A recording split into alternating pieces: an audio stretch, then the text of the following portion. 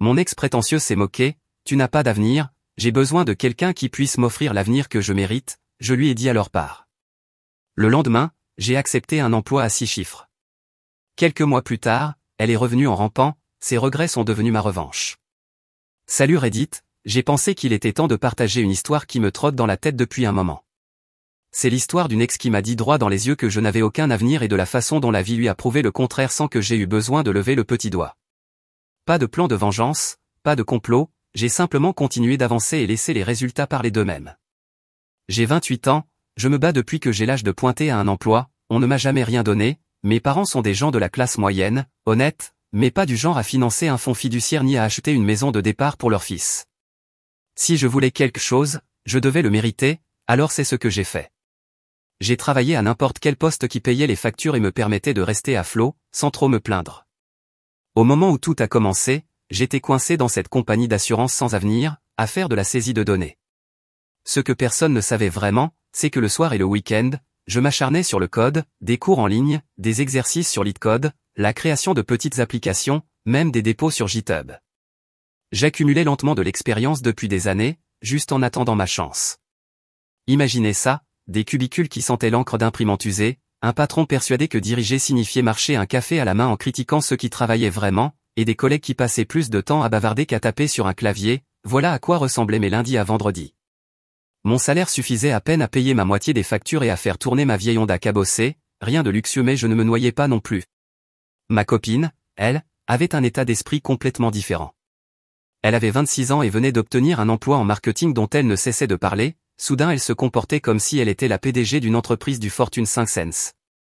Nous étions ensemble depuis 2 ans et vivions ensemble depuis environ 8 mois, dans mon minuscule studio que j'avais réussi à rendre habitable, un canapé d'occasion, une table bancale, mais c'était chez nous. Je réparais les choses moi-même, je payais les factures, je gardais les lumières allumées. Ça ne lui suffisait pas. Elle faisait sans cesse des remarques, ma voiture était embarrassante, mes meubles faisaient dortoir universitaire. Elle plaisantait sur le fait que le copain de sa collègue conduisait un SUV neuf, comme si c'était le standard. Je ne craignais pas les taquineries légères, mais les siennes avaient une pointe de mépris, comme si elle croyait vraiment que je la tirais vers le bas. D'habitude, je ripostais, une fois elle m'a dit, « Tu ne voudrais pas quelque chose de plus récent que cette voiture ?» Et j'ai répondu, « Oui, peut-être devrais-je acheter le même modèle que ton père, puisque tu sembles aimer vivre de l'argent des autres. » Elle n'a pas ri. Bref, un mardi quelconque, ma vie a basculé. J'ai vérifié mes emails pendant la pause déjeuner et il était là, objet, offre finale pour le poste de développeur principal en logiciel. Mon estomac s'est noué. J'avais passé 4 entretiens avec une société technologique de Manhattan, je ne pensais pas aller au-delà du deuxième, mais c'était écrit noir sur blanc, un salaire à 6 chiffres, déménagement payé et une date de début dans les 3 mois, flexible si je voulais commencer plus tôt. Je me suis adossé à ma chaise et j'ai fixé l'écran comme si c'était un code de triche pour la vie. Je ne lui en avais même pas parlé. Pourquoi? Parce que je savais déjà comment elle fonctionnait, si j'étais refusé, elle me traiterait d'échec, si j'étais pris, elle réécrirait l'histoire comme si elle avait toujours cru en moi. Je n'avais aucune envie de lui donner ce pouvoir. J'avais 2 semaines pour accepter, j'ai réduit la fenêtre et je suis rentré chez moi comme si de rien n'était. Elle était sur le canapé à faire défiler Instagram, probablement en train d'aimer des photos des vacances d'une influenceuse. Je l'ai regardée et dans ma tête j'ai pensé, tu n'as aucune idée à quel point ta vie est sur le point de changer, mais je suis resté silencieux. Quelques soirs plus tard, elle a insisté pour qu'on aille dîner chez ses parents, d'accord, je n'adorais pas ça, mais j'y suis allé, grosse erreur. Son père a commencé par, alors des nouvelles opportunités au travail, comme s'il connaissait déjà la réponse. J'ai dit non, même routine, mais je m'en sors bien. Sa mère a forcé un sourire et a dit, au moins tu es constant. Puis la conversation. La conversation s'est transformée en un résumé triomphal de sa carrière, nouveau bureau, nouveaux clients, potentiel d'évolution, ils ont même plaisanté sur le fait qu'ils allaient peut-être devoir nous aider à améliorer nos meubles bientôt, elle a ri avec eux, ri comme si c'était hilarant que je sois assis là à être traité comme le gendre qui ne réussit pas assez. C'est là que j'ai compris à quel point elle était superficielle, elle se souciait plus de l'image que de la réalité. Il ne voyait pas les factures que je payais ni les nuits où je restais éveillé à réparer des choses pour qu'on économise, il voyait juste un statut bas contre un statut élevé. Je n'ai pas riposté fort à ce moment-là, j'ai compris que ma carte maîtresse était trop précieuse pour être gâchée, mais je me suis penché en arrière, j'ai souri et j'ai dit, heureusement que les meubles ne définissent pas une relation, sinon la moitié des couples du quartier seraient célibataires. Elle n'a pas aimé. Plus tard ce soir-là, elle s'est plainte que je l'avais embarrassée en étant sarcastique, et je lui ai répondu franchement, si tu es aussi insatisfaite, tu peux simplement partir, problème résolu. Elle s'est tue.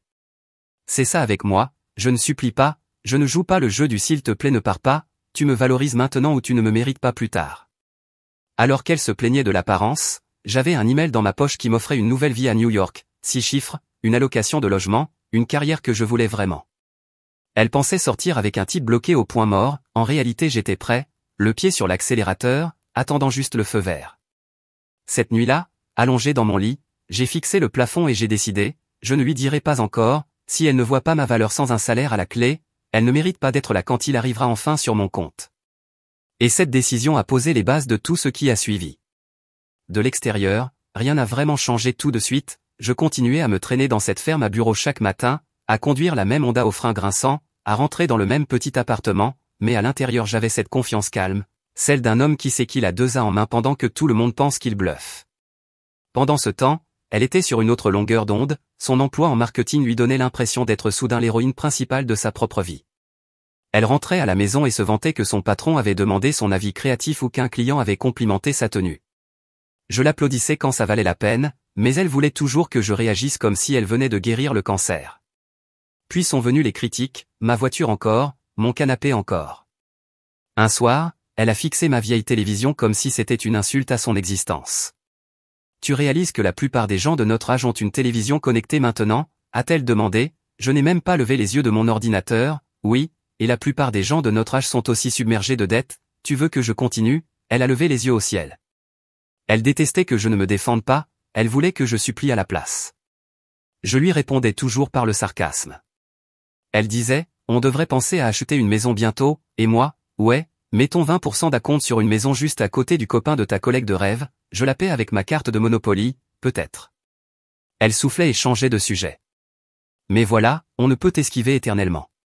La grande dispute est arrivée un mardi de mars, juste après que je sois rentré du travail. J'étais encore en veste en entrant, elle faisait les 100 pas dans la cuisine comme si elle avait attendu toute la journée pour exploser. Elle a commencé par du bavardage sur sa journée, puis c'est devenu encore une fois à propos du copain de sa collègue, il vient d'être promu directeur régional, il cherche déjà des maisons, n'est-ce pas incroyable, a-t-elle dit avec cette voix pleine de fausse douceur. Je savais ce qui arrivait. Je me suis appuyé contre le comptoir, les bras croisés, en attendant. Puis elle a fait tomber le masque, je ne comprends juste pas comment d'autres personnes de notre âge avancent alors que toi tu sembles à l'aise dans la stagnation. Voilà, j'ai souri, traduction, pourquoi tu ne gagnes pas autant que le copain de ma collègue? Son visage s'est durci, je suis sérieuse, tu ne veux pas plus, tu ne veux pas te dépasser, parfois j'ai l'impression que tu te contentes de la médiocrité. Je n'ai pas bronché, drôle, parce que c'est moi qui paie la moitié des factures dans cet appartement, celui dans lequel tu étais si excité d'emménager il y a 8 mois, j'étais médiocre à ce moment-là ou juste maintenant que ta collègue se vante. Elle a croisé les bras, tu as toujours une excuse, tu es à l'aise juste à exister, contrairement à toi j'ai besoin de quelqu'un avec du statut. Quelqu'un qui peut m'offrir l'avenir que je mérite, cette phrase ne m'a pas touché parce qu'elle faisait mal, mais parce que j'avais l'email d'offre dans ma poche comme une arme chargée. Elle pensait faire un discours bouleversant, mais elle se ridiculisait elle-même. J'ai levé un sourcil, donc tu as décidé que je n'ai pas d'avenir, compris, alors pourquoi le gaspiller ici avec moi, tu devrais probablement faire tes valises. Elle s'est figée, ce n'était pas la réaction qu'elle attendait, elle voulait que je supplie, que je promette de changer, que je jure de me battre davantage, mais à la place, je lui ai donné exactement ce qu'elle n'avait pas prévu, de l'indifférence. Sa voix s'est brisée un peu, c'est tout ce que tu as à dire, j'ai haussé les épaules, tu n'aimes pas ce que tu vois, alors peut-être devrais-tu partir, personne ne te retient ici. Silence. Elle a cligné des yeux comme si elle ne croyait pas que je ne me battais pas, puis elle s'est reprise, a attrapé son téléphone et s'est précipitée dans la chambre. 20 minutes plus tard, elle jetait des vêtements dans une valise. Je me suis appuyé contre le cadre de la porte, les bras croisés, calme comme toujours, assure-toi de prendre la couverture que tu adores tant, je ne voudrais pas que tu gèles en cherchant le gars avec le futur parfait. Elle m'a lancé un regard noir, tu es incroyable, merci, ai-je répondu en souriant. Elle a claqué la valise et l'a traînée dehors. Ce week-end-là, elle a officiellement déménagé, la moitié de la vaisselle partie, quelques meubles disparus, son parfum s'estompe dans l'air. L'appartement semblait plus silencieux, mais pas dans le mauvais sens, plutôt comme un espace où respirer. Et voilà le truc, moins d'une semaine plus tard, je l'ai vue en centre-ville, pas seule, avec un gars que je n'avais jamais vu auparavant, appuyé contre sa voiture noire brillante, riant à quelque chose de stupide qu'il venait de dire. Il avait l'allure du nouveau riche, montre de luxe, basket voyante, trop fier de sa coupe de cheveux. Je n'ai pas ressenti de jalousie, juste de la validation, elle m'avait quitté pour un type qui ressemblait à une photo de profil LinkedIn devenue vivante. J'ai failli éclater de rire. Ce soir-là, je suis rentré chez moi, je me suis assis sur mon canapé et j'ai rouvert l'email d'offre d'emploi. Mon curseur flottait sur accepter, je repensais à toutes les piques sur ma voiture, mon canapé, ma télévision, aux petites remarques de ses parents, à sa leçon sur le fait que je n'avais pas d'avenir. J'ai refermé l'ordinateur, pas encore, demain. Et pour la première fois depuis des années, j'ai senti que je n'existais plus seulement, j'étais sur le point de gagner. Le lendemain matin, avant même de pointer à ce boulot d'assurance misérable, j'ai cliqué sur accepter, juste comme ça, toute ma vie a changé. J'ai appelé les ressources humaines juste après, demandé si je pouvais commencer plus tôt au lieu d'attendre 3 mois, ils n'ont même pas hésité, ils ont dit qu'ils seraient ravis de m'avoir dès que possible. C'était scellé. Je n'ai rien dit à personne, ni à mes parents, ni à mes amis, et encore moins à elle. Le silence était mon arme préférée. Les gens adorent parler, moi je préfère laisser mes actions exploser plus tard. Le travail a été mon premier champ de bataille. J'ai imprimé ma lettre de démission et je l'ai déposée sur le bureau de mon patron, le même gars qui m'avait un jour dit que j'avais de la chance d'avoir un emploi après avoir demandé une augmentation. Il a regardé la lettre, a cligné des yeux et a essayé de rester cool. « Oh tu pars, hein, où vas-tu ?» J'ai souri, quelque part où on valorise vraiment mon temps. Il n'a pas aimé ça. À midi, la nouvelle s'était répandue dans tout le bureau et soudain tout le monde voulait des détails. Je suis resté vague, ce qui les rendait encore plus curieux.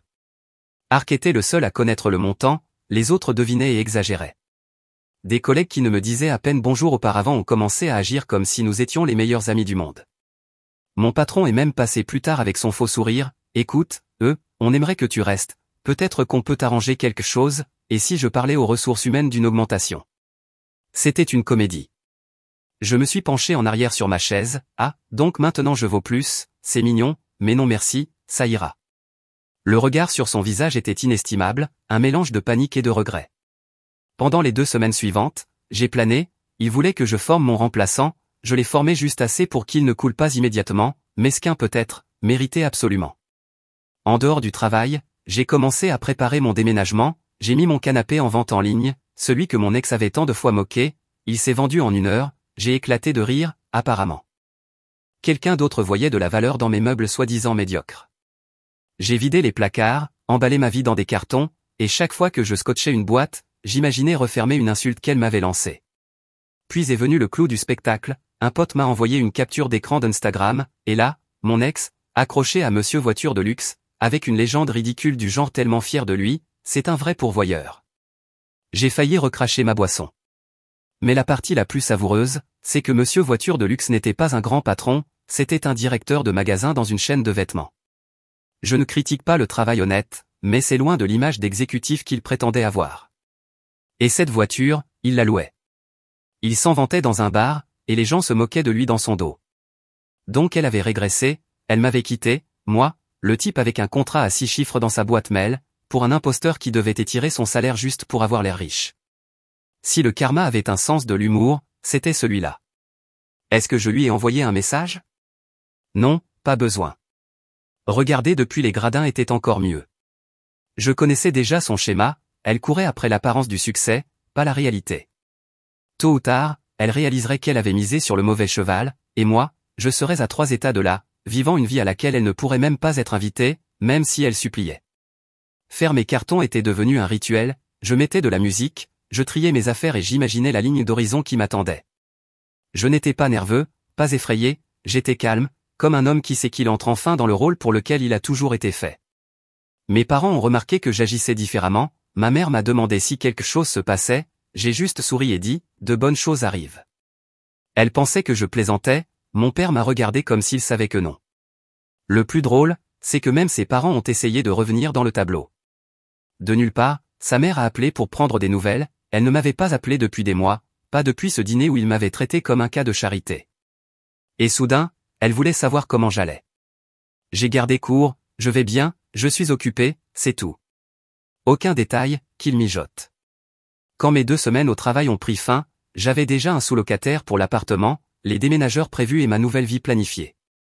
Chaque pas en avant était un doigt d'honneur au moi qu'elle pensait connaître. Elle disait que je n'avais pas d'avenir, pendant ce temps, mon avenir était déjà signé, scellé et payé. Le meilleur, c'est que personne ne savait encore rien. Je ne fanfaronnais pas, je ne cherchais pas à me montrer, je construisais dans le silence, et la révélation approchait. Et quand elle allait tomber, elle allait secouer son petit monde. Je ne prévoyais pas une grande mise en scène, mon style, c'est plutôt laisser la vie parler, mais apparemment la vie en avait décidé autrement. Un de mes collègues, Marc, a eu la brillante idée de m'organiser une fête de départ. Mec, tu pars à New York pour un boulot à 6 chiffres, on ne peut pas te laisser partir en silence, a-t-il dit. J'ai essayé d'esquiver, mais en une semaine, la moitié du bureau était au courant, et la rumeur s'est répandue plus vite qu'un groupe de discussion en feu. Au début, ça devait être 5 ou 6 personnes qui mangeaient ensemble, puis ça a pris de l'ampleur, d'anciens collègues, des amis que je n'avais pas vus depuis des mois, même quelques camarades de fac ont repris contact, comme s'ils avaient toujours cru en moi. C'était surréaliste, 2 semaines plus tôt, je n'étais que le gars silencieux de la saisie de données, et soudain, j'étais l'homme de la soirée. La fête a eu lieu dans un bar local, avec une salle assez grande pour accueillir tout le monde. Dès que je suis entré, j'ai senti l'énergie changer, les gens me tapaient dans le dos, me tendaient des verres, demandaient quand je partais, comment j'avais eu l'offre, à quoi ressemblait New York. Pour une fois, je n'étais pas le gars en arrière-plan, j'étais l'histoire que tout le monde voulait entendre. Marc a levé son verre et a porté un toast, à l'homme qui a prouvé qu'on n'a pas besoin d'être bruyant pour avancer, il part à New York pour gagner en un an plus que la plupart d'entre nous en 2. La salle a explosé d'applaudissements, je suis resté cool, j'ai juste souri et haussé les épaules, que veux-tu que je dise, ils étaient désespérés, ai-je plaisanté. Les gens ont ri, mais je voyais le respect dans leurs yeux, celui qui ne disparaît pas quand la blague est finie. Le meilleur moment, c'est quand sa meilleure amie est arrivée, je ne l'avais pas invitée, mais elle faisait partie du cercle, donc c'était logique, quand elle m'a vu. Sa mâchoire a littéralement touché le sol, elle m'a serré un peu trop fort et a dit alors c'est toi le grand secret, le type important hein, elle n'en a pas parlé, j'ai souri, ouais, j'imagine qu'elle a dû oublier. Elle a ri nerveusement, mais je savais ce qui allait arriver, une fois rentré chez elle, mon ex allait tout savoir. Des photos étaient prises de tous les côtés, des photos de groupe, des selfies, des instantanés, les gens me taguaient, ajoutant des légendes comme si j'étais un héros local, fier de toi mec, prochaine étape Manhattan. Mes notifications explosaient sans arrêt. À un moment, une fille à qui je n'avais pas parlé depuis la fac est venue et a dit, honnêtement, j'ai toujours su que tu réussirais. J'ai failli m'étouffer avec mon verre, c'était la même fille qui m'avait ignoré à une soirée parce que je ne m'habillais pas assez bien, et maintenant elle voulait réécrire l'histoire. Ce n'était pas la seule, quelques types qui ne m'avaient jamais accordé la moindre attention me demandaient soudain des conseils de carrière, comment t'as fait mec, c'est quoi ton secret? Mon secret, des années à bosser pendant qu'ils riaient, et une ex qui m'avait tellement sous-estimé que ça m'avait poussé à évoluer. Mais j'ai juste souri et dit, bon endroit, bon moment. À minuit, les photos étaient partout, les gens commentaient, partageaient, félicitaient, mon fil ressemblait à une bande-annonce de succès. Je me fichais de la célébrité, mais je savais qui ne s'en ficherait pas. Et bien sûr, mon téléphone a vibré à 2 heures du matin, elle. Le premier message, salut, on peut parler, puis un autre, c'est vrai que tu pars à New York, 1 heure plus tard, un paragraphe entier, je ne comprends pas pourquoi tu ne m'as jamais parlé de ça quand on était ensemble, tu l'as caché exprès, je me sens prise au dépourvu, on devrait parler de nous. Je n'ai pas répondu, j'ai posé le téléphone face contre la table et je me suis endormi en souriant. Le lendemain, les appels ont commencé, les appels manqués s'accumulaient comme des spams, des messages vocaux aussi. Au début, c'était poli, je veux juste clarifier les choses, puis c'est devenu émotionnel, je n'arrête pas de penser à nous, on était bien ensemble, peut-être que j'ai été trop dur avec toi, et au bout du 3e jour, c'était hystérique, alors quoi, tu pars à New York et tu m'oublies, après tout ce qu'on a vécu, tu ne peux même pas me donner 5 minutes pour parler. J'ai tout écouté, puis tout supprimé, non par cruauté, mais parce que je savais que rien de bon ne sortirait d'une réponse. Elle ne me contactait pas parce qu'elle avait soudain redécouvert son amour pour moi, elle le faisait parce que toute sa petite histoire de tu n'as pas d'avenir venait de s'effondrer sous ses yeux. Et le plus beau, c'est que je n'avais même pas besoin de parler, les photos, les publications, la fête faisait tout le travail à ma place. Elle m'avait largué parce que j'étais médiocre, maintenant ses amis me félicitaient d'avoir monté de niveau, tandis qu'elle restait dehors à regarder. C'était la revanche la plus propre, sans plan, sans effort. Quand le jour du déménagement est arrivé, j'étais en pilote automatique, les cartons fermés, les déménageurs chargeant les meubles, le bail signé, ma voiture remplie de ce que je ne faisais pas confiance à des inconnus pour transporter. L'endroit qui semblait autrefois notre avenir n'était plus qu'une étape que j'avais dépassée. Je revenais d'une dernière inspection quand je l'ai vue, Elle se tenait au bout de l'allée, comme un fantôme mal chronométré, nerveuse, les bras croisés, se mordillant la lèvre. Elle paraissait plus petite que dans mon souvenir, moins sûre d'elle, la fille confiante qui se tenait autrefois dans cette cuisine en déclarant que je n'avais pas d'avenir avait disparu, et celle-ci semblait ne plus savoir si elle en avait un elle-même. Je me suis arrêté et je l'ai regardée, sans faire signe, sans rompre le silence. Si elle voulait parler, elle pouvait commencer. « Salut », a-t-elle fini par dire, « on peut parler ?» J'ai regardé ma montre, « Tu as environ 5 minutes avant que le camion parte, fais en sorte que ça vaille mon temps. » Elle a tressailli, mais a avancé, puis elle s'est lancée dans son discours, comme si elle l'avait répété depuis des semaines. « Je suis désolé pour la façon dont les choses se sont terminées, j'étais stressé, je ne pensais pas tout ce que j'ai dit, j'ai projeté mes peurs sur toi, j'aurais dû croire en toi, je sais que j'avais tort. » Je l'ai coupé en riant, « Croire en moi, tu ne manquais pas de foi, tu m'as rayé de ta vie comme un bon de réduction expiré, tu m'as dit que je n'avais pas d'avenir, ce n'est pas du doute, c'est une condamnation, et maintenant tu veux agir comme si tu avais juste égaré ta confiance. » Ses joues ont rougi, « Ce n'est pas juste, je ne savais pas quoi, ai-je lancé, tu ne savais pas que le type qui payait ton loyer. Et ton frigo plein, tu ne t'es jamais dit que le type capable de tout ça pouvait être fait pour plus que de la saisie de données, tu ne voulais pas savoir, tu n'as même pas demandé, tu t'es juste contenté de me mesurer à un copain de collègue au hasard et de décréter que je ne valais rien. » Elle s'est tordu les mains, j'avais peur d'accord, tout le monde semblait avoir de l'avance sur nous et j'ai paniqué, mais j'ai compris qu'on avait quelque chose de bien, peut-être qu'on pourrait réessayer. J'ai secoué la tête, tu ne peux pas tirer la poignée d'éjection puis essayer de ramper à nouveau dans le cockpit une fois que le jet a décollé, tu as fait ton choix, vis avec. Son visage s'est crispé, la panique montant, tu ne comprends pas, si ce n'était pas moi qui t'avais poussé, tu n'aurais même pas ce travail, je t'ai poussé à faire mieux, j'ai allumé le feu en toi, donc en un sens, je fais partie de ton succès, tu devrais me remercier Cora. J'ai ri si fort que les déménageurs m'ont regardé, oh celle-là est bonne, tu m'as largué, traité de stagnant, sauté dans les bras de monsieur BMW en leasing, et maintenant que je pars à New York, soudain tu es ma coach de motivation. Je devrais te remercier pour quoi exactement, les insultes, les comparaisons, ou peut-être la partie où tu t'es ridiculisé quand le mec médiocre s'est avéré être un salarié à 6 chiffres. Elle a froncé les sourcils, tu déformes les choses, je savais juste que tu avais du potentiel et je t'ai poussé, non, ai-je coupé, tu ne m'as pas poussé, tu m'as repoussé, nuance, et crois-moi, tu n'as aucun mérite pour mes efforts. Cette offre d'emploi n'est pas grâce à toi, c'est malgré toi, chaque fois que tu me traitais de moyen, je travaillais plus dur, chaque fois que tu te moquais de mon canapé, je bâtissais mon plan d'évasion, tu n'étais pas un carburant chéri, tu étais un poids mort. Sa voix s'est brisée, ce n'est pas vrai, tu n'aurais même pas cru en toi si je ne t'avais pas demandé d'en faire plus, j'ai souri, bien sûr, et LeBron devrait remercier le gars qui l'a coupé de l'équipe junior pour l'avoir motivé, ce n'est pas comme ça que ça marche. Tu ne peux pas saboter quelqu'un et ensuite réclamer des royalties quand il réussit. Ses yeux se sont embués mais elle a insisté, la voix plus haute maintenant, alors quoi, tu pars à New York et tu me laisses ici, après tout ce qu'on a partagé, après 2 ans. Je me suis penché, la voix calme et tranchante, tu m'as quitté le jour où tu as décidé qu'un directeur de magasin avec une voiture louée brillait plus fort, ne parle pas de 2 ans comme si tu les avais respectés, tu as brûlé ces années pour un type qui n'a même pas tenu l'illusion 4 mois, et maintenant te voilà, à supplier au bout de mon allée parce que soudain ton filet de sécurité a disparu. Elle s'est tue, la poitrine soulevée, puis presque en chuchotant, donc tu as vraiment fini avec moi. J'ai souri, fini, j'étais fini la seconde où tu as dit que je n'avais pas d'avenir, la seule raison pour laquelle je t'ai laissé finir ton petit discours tout à l'heure, c'est parce que j'avais du temps à tuer avant que les déménageurs ferment le camion.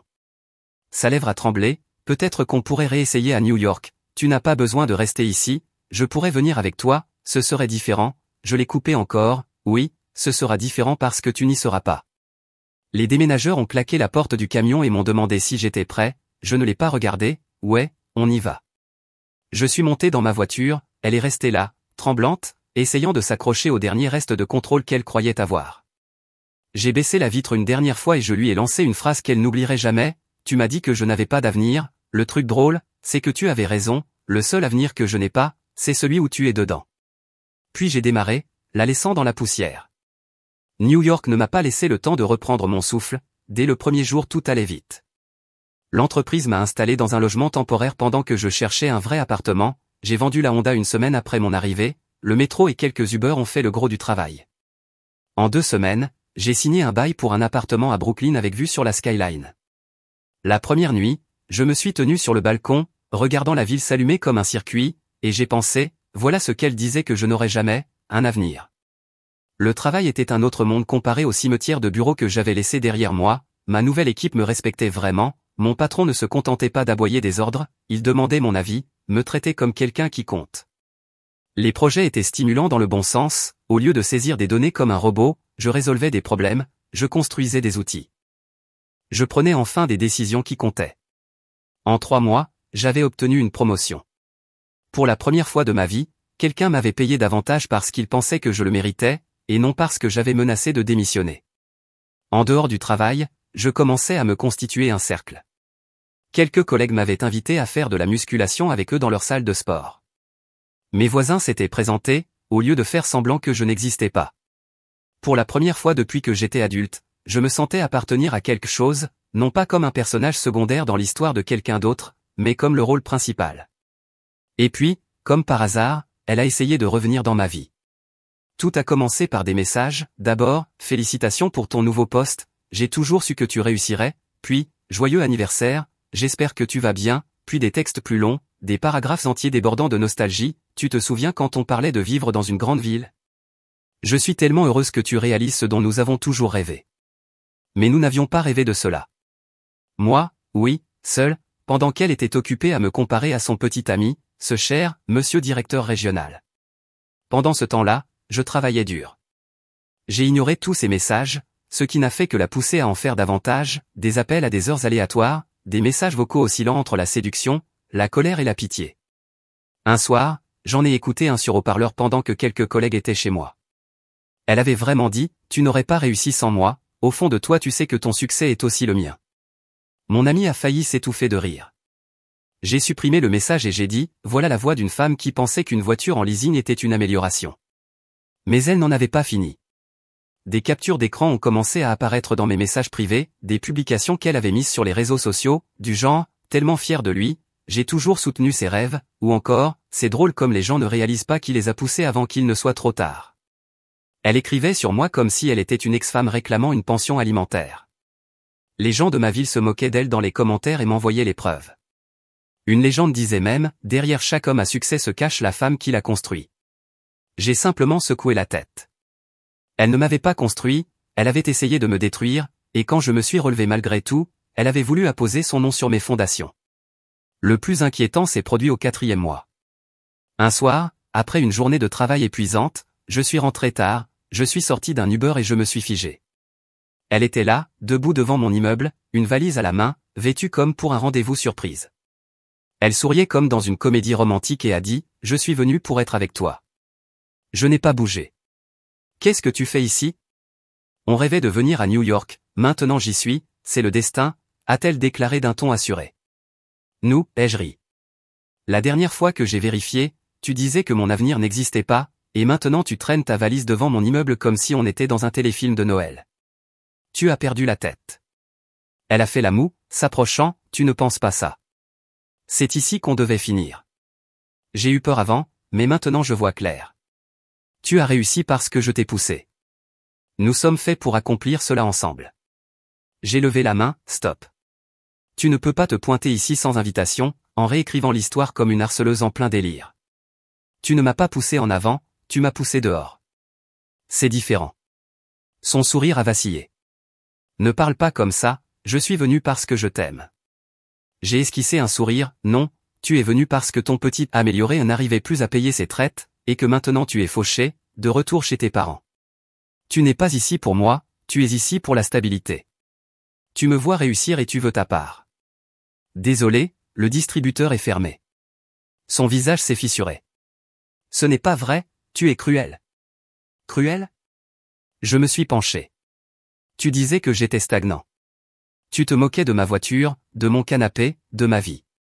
Tu ne peux pas réapparaître 4 mois plus tard avec une valise et appeler ça le destin. Ce n'est pas de l'amour, c'est du désespoir maquillé en rouge à lèvres. Elle a cligné des yeux, le regard fou. Tu regretteras un jour, tu comprendras que je suis la seule à vraiment te connaître. J'ai ri. Oh, je te connais. Tu es la fille qui a rétrogradé pour devenir gérante de magasin, puis qui a essayé de mettre son nom sur ma réussite quand tout a explosé au visage. Tu n'es pas mon avenir, tu es une touriste qui a raté le dernier train. À ce moment-là, le portier est sorti, remarquant la scène. Tout va bien, monsieur? J'ai hoché la tête. Elle s'en allait justement. Elle a hurlé non, je ne pars pas, tu ne peux pas m'effacer, j'ai ma place ici. Le portier a levé un sourcil et a désigné la rue, Madame vous devez partir. Elle a serré sa valise comme une bouée de sauvetage, c'est le destin, tu ne peux pas fuir le destin. J'ai esquissé un sourire en entrant, le destin ne frappe pas à ma porte avec une valise, le destin m'a déjà amené ici sans toi. La porte s'est refermée derrière moi, sa voix étouffée dans la nuit. En haut, j'ai posé mes clés sur le comptoir, je suis sorti sur le balcon et j'ai regardé la skyline, paisible, ma ville, mon avenir. Elle disait que je n'avais pas d'avenir, maintenant c'était elle qui apparaissait sans être invitée, suppliant d'entrer dans le mien. Après cette nuit à New York, j'étais sûr de ne plus jamais la revoir, et franchement, ça m'était égal. La vie était belle, le travail me gardait vif, la ville me tenait occupé, et j'empilais les réussites les unes après les autres. J'avais trouvé un rythme qui n'incluait plus son ombre. Puis une année a passé, et j'ai dû rentrer chez moi pour le mariage de mon cousin. Je n'étais pas vraiment enthousiaste, les villes natales paraissent toujours plus petites une fois qu'on les a dépassées, mais la famille reste la famille, alors j'ai préparé un sac, pris un vol et atterri dans l'endroit que j'avais laissé derrière moi dans la poussière. C'était surréaliste, les mêmes rues, les mêmes endroits, les mêmes gens tournant toujours autour des mêmes ragots. Et bien sûr, mon nom revenait dans chaque conversation, les parents fiers, les anciens amis curieux de la ville, comme si j'étais devenu une célébrité. Ça faisait du bien, je ne vais pas mentir. Mais le moment que j'attendais est arrivé vite, les chuchotements à son sujet, elle demande après toi, a dit un cousin, elle parle comme si vous aviez juste eu besoin d'une pause, a ajouté un autre. J'ai juste souri et continué, les laissant spéculer, je n'allais pas gaspiller mon énergie pour des rumeurs. Le jour du mariage avait tout d'un classique de petite ville, la même salle louée, la même playlist douteuse, les mêmes gens buvant du punch comme si c'était le clou de leur année. Je discutais avec un ancien coloc de fac quand je l'ai vue, elle est entrée comme si l'endroit lui appartenait, affichant son meilleur sourire du genre je vais bien. De loin, je pouvais voir que c'était forcé. Elle s'est dirigée vers moi lentement, traversant les tables comme un requin qui sent le sang. Mon pote a compris et a murmuré, je te laisse de l'espace, avant de s'éclipser. Salut, a-t-elle dit doucement, comme si la nuit devant mon immeuble n'avait jamais eu lieu, je peux m'asseoir, j'ai désigné la chaise, c'est un pays libre. Elle s'est assise, a croisé les mains et m'a fixé comme si elle essayait de déchiffrer une langue oubliée. Tu as bonne mine, New York te va bien. Ouais, ai-je dit d'un ton neutre, c'est vrai. Elle a tenté encore, j'ai un nouveau travail, pas aussi excitant que le tien évidemment, mais stable, je reprends pied. J'ai hoché la tête, tant mieux pour toi. Son sourire a vacillé, j'ai vu des photos de toi en ligne, tu as l'air heureux, tu le mérites. Le silence s'est étiré, je n'ai pas ressenti le besoin de le rompre. Finalement, elle s'est penchée, je voulais juste te dire que j'avais tort sur tout, je n'ai pas vu ce que j'avais, je croyais avoir besoin de plus et j'ai fini avec moins, je regrette. Je me suis adossé, bras croisés, c'est gentil, mais soyons clairs, tu ne regrettes pas de m'avoir perdu, tu regrettes d'avoir perdu les avantages, tu regrettes d'avoir mal évalué ta mise, c'est différent. Ses yeux se sont remplis de larmes, mais j'ai continué, quand tu es parti je ne t'ai pas poursuivi, ça aurait dû tout te dire, tu ne valais pas la peine qu'on se batte pour toi, ni à l'époque ni maintenant. Elle a secoué la tête, je sais que j'ai tout gâché, mais on ne peut pas au moins être amis, on a une histoire. J'ai ri, ami, tu crois que je veux échanger des mèmes avec la fille qui m'a dit que je n'avais pas d'avenir, non merci, je préfère avoir moins d'amis et 0 poids mort. Son visage s'est effondré, tu ne le penses pas, je le pense à chaque mot, regarde autour de toi, ai-je dit en désignant la salle, tu es assise ici à t'accrocher au passé pendant que moi je rentre d'une ville où tu ne survivrais pas une semaine. Ce n'est pas une insulte, juste un constat, tu es coincé en arrière, moi j'avance. Elle est restée figée, sans réponse, sans défense. Finalement, elle a murmuré, j'espère qu'un jour tu me pardonneras. Je me suis levé, et remis ma veste en place, il n'y a rien à pardonner, tu as fait ton choix et j'ai fait le mien, voilà à quoi ça ressemble quand on l'assume. Je suis parti, la laissant là, pendant que le DJ lançait une autre chanson d'amour kitsch. Les gens chuchotaient, regardaient, mais je m'en fichais, c'était la dernière vraie conversation que j'aurais jamais avec elle. De retour à New York, le lendemain soir, j'ai posé mon sac sur le sol de mon appartement et je suis sorti sur le balcon, la skyline s'étendait, vivante et infinie, ma vie, mon avenir. Parfois, la meilleure vengeance n'est ni de crier ni de planifier, c'est le silence, c'est la réussite, c'est laisser quelqu'un s'étouffer dans la poussière que tu as soulevée en partant. Elle disait que je n'avais pas d'avenir, ironique, mon avenir brille plus fort que tout ce qu'elle ne verra jamais de sa vie.